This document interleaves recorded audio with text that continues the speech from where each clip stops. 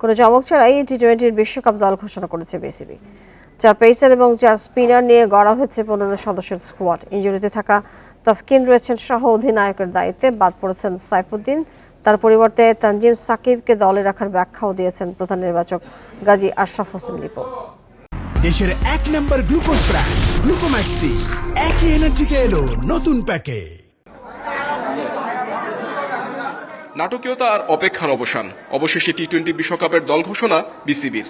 নাজমুল শান্তর নেতৃত্বে ইনজুরিতে থাকা তাসকিনকে সহ অধিনায়ক ঘোষণা প্রধান নির্বাচকের। এরপর প্রকাশ করলেন 15 টাইগার স্বপ্ন সারথীর নাম। মোহাম্মদ নাজমুল হোসেন শান্ত দলনায়ক, তাসকিন আহমেদ ভাইস ক্যাপ্টেন, লিটন কুমার দাস, সৌম্য সরকার। স্কোয়াডে 3 ওপেনার সহ 7 ব্যাটার, 4 পেসারের সাথে রাখা হয়েছে 4 স্পিনারকে। পেস ইউনিটে তাসকিন, শরীফুল, মুস্তাফিজের সঙ্গে পারফরমেন্স বিবেচনায় সাইফুদ্দিনকে পেছনে ফেলে সুযোগ পেলেন তানজিম সাকিব। তানজিম সাকিবকে আমরা এর আগেও শ্রীলঙ্কা সিরিজের সঙ্গে আমরা দেখেছি তার একাগ্রতা, তার থেকে তার যে দেওয়ার মাঠে যে ডেলিভার করার যে প্রচেষ্টা, সেটা তাকে কিছুটা এগিয়ে রেখেছে। চোট সমস্যা থাকলেও স্কোয়াডে আছেন তাসকিন। ফিট হওয়ার অনিশ্চয়তা থাকলেও দলের সেরা পেসারকে পেতে আশাবাদী নির্বাচক প্যানেল।